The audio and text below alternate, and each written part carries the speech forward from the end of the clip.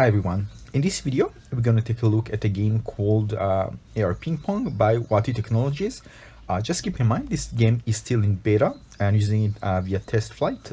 The other thing to note is that the UI is sometimes cut because I enlarged the video and cut it a bit in order to fit the 16:9 aspect ratio instead of 4:3 because I was recording using my iPad.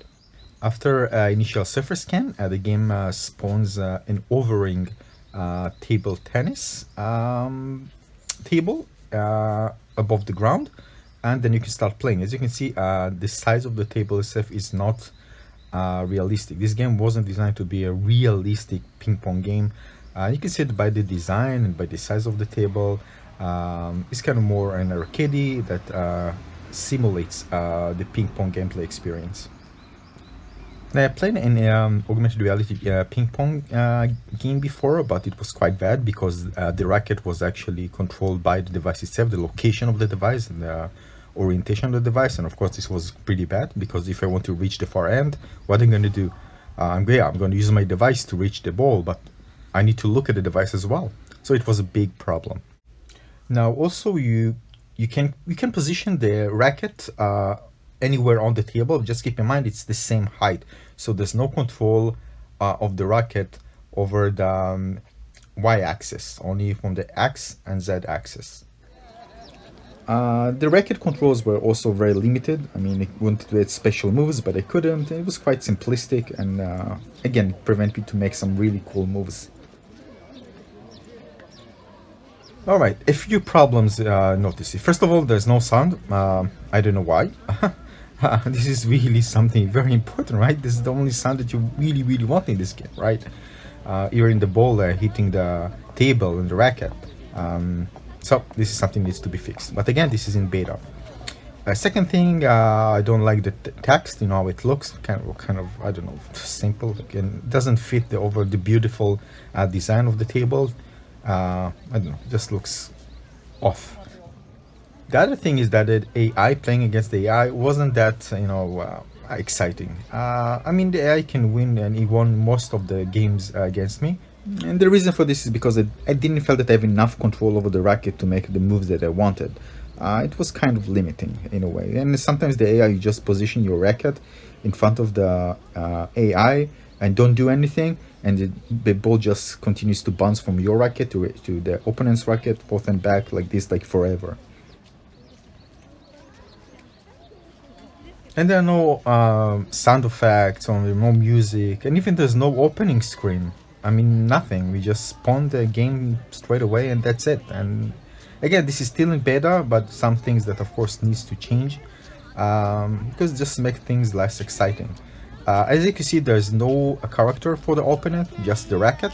Maybe it should be nice having a character, so you can see somebody, you are playing against someone and not just like a invisible character.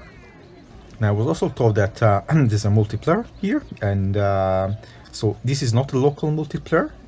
This is not a shared experience in terms of augmented reality technology, like Apple's AR Kit shared experience. But what happens here is that both players can play from a remote location, and an online multiplayer experience. This is good, and it's a good fit for this game because here is just a table and and the relative position of the players from the table and the controls, and that is it, nothing more.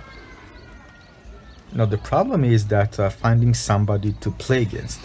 Leaving aside that there's no matchmaking visual, textual, some feedback about when the game is trying to find another player. So the matchmaking, you don't know that there's matchmaking done in the background. But the thing is that with a small player base, it's very hard to find people to play against, and this is a problem with many, if not most, augmented reality online multiplayer games. And as you can see, many augmented reality games are created where the multiplayer is kind of passive. You actually play maybe against a character of a player that was left, right? Maybe for example like Pokemon Go, instead of directly competing against other players. So again, with real-time multiplayer, it's certainly a problem. It was a problem because I didn't find anybody to play against when I chose multiplayer. Here I want to show you an example of the stupid how stupid the AI character is. So just look. I just didn't touch the racket. I didn't move it. I mean, just look. As you can see, the racket also just get the opponent's racket get invisible for some reason. I don't know why. Again, something needs to be fixed as well. Again, stupid AI and some bugs. And again, in terms of visual, nothing exciting. And if it's already a non-realistic kind of an arcadey table tennis game, why not add some cool effects and sounds and make something like makes the game stand out, you know, differently than the simulation equivalent one. On the bright side, though, it's a game that you can play anywhere. Although it needs a surface scan, you can. For example, I was just sitting on the bed and I spawned it like a few, like half a meter in front of me, the table, and I just played it comfortably. So this is a good thing because you can play it anywhere. You don't need like a big space or something. You also don't need to stand or move around. You just need to swipe on the screen. That's it. And for many people, it's very comfortable to play like this. You don't need to stand and move around. But again, it limits what you can do and how you can enjoy this table tennis experience in general. You know, it kind of reminds me of playing ping pong games on the PC with keyboard and mouse, for example. But you know, for example, I really want an experience like this in augmented reality to play kind of a simulation game. So instead of having to buy a table tennis game, I can play a table tennis game anywhere. But for this is of course better for augmented reality glasses, mixed reality glasses, like the Magic Leap 1, for example, and when you have a controller to control the racket. But when you play it on mobile, there are many limitations on what you can do with it. Now the game, of course, in terms of accessibility, is designed good. I mean, as I told you, you can play it anywhere you want, and in seated position, standing position, doesn't matter. So there's even more chance that you actually find more players that will play this augmented reality game, and even add the chance to maybe someday we'll find a way to find players online to play with. The thing is, for that to happen, you can rely on a single game. I think you need to rely kind of a collection of games in a single environment. And then you, for example, if there are people who play the same collection game, might get an alert that somebody wants to play a ping pong game, and they are going to jump right in. So for me, I think, I mean, not for me, I mean for developer, I think it was better to create kind of a hub for many small mini games, instead of releasing them like single experiences on the App Store. That's my opinion. Now, if you browse their website at watty.me, watty.me, you can see there read about WATTY technology. So there's a WATTY remote and WATTY ghost mode. For example, this is a breakthrough AR technology, connects potentially indefinite amount of users together around the globe in real time. And WATTY stream and WATTY replay. Our technology uses the latest advance in AR to create an entirely new experience. AR streaming extend the experience beyond just gaming. We're able to stream and share content from on any AR compatible device, and integration possibilities, white-label application, exclusive and non-exclusive acquisition.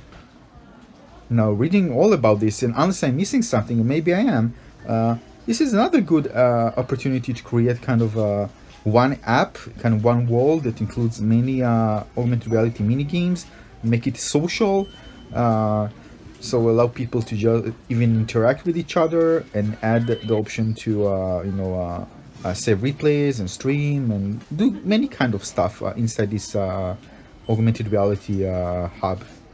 For example, yeah, I'll give you an example. For example, there's a ping pong competition, right? A tournament, right? At the weekend, and players are competing, and other players can enjoy the finals and just see how the other players are playing. And those who came to watch the other players can see them in augmented reality, just maybe like the crowd sitting around and cheering. And if they cheer, for example, they choose different types of cheering gesture, you can actually see it, but again, they're not playing, they're just observing the tournament itself, but you can see them, they see them in the real world as virtual characters. But again, I'm mentioning this is still in beta, so again, I just see kind of a missed opportunity, but hopefully maybe the developer is working on something similar, because I'm seeing the technology, so maybe, but I'm not sure. It wasn't brought into my attention. But if something like this happens, this could be something really good. And then there's a chance that we're gonna have a larger player base and a social place where we can actually interact with other players and maybe invite other people to watch. And maybe if somebody is waiting for his or her turn to play, we're gonna see him just standing inside as a virtual character with an avatar. This can be nice. This is something that I really want to see. But right now, I don't see it. I don't see anything that suggests that it will happen. So this is it. This is my initial impressions, but again, this is a beta, the beta version of this augmented reality ping pong game. And once the game is released, I'm gonna make a review about it, and hopefully things will change and those bugs will fix, and all the other issues that I mentioned, some of them hopefully will be solved by the time the game is released. This is it. If you enjoyed this video, please don't forget to like and subscribe. And oh, just so you know, this place that you're seeing in front of you, this is in Nara, Japan. All those beautiful places and beautiful Japanese houses and shrines, it's in a place called Nara, just so you know. So this is it. Don't forget to press this subscribe button and the bell button to get notified when I release a new video, and I see you soon on the next video. Bye everyone. Bye bye.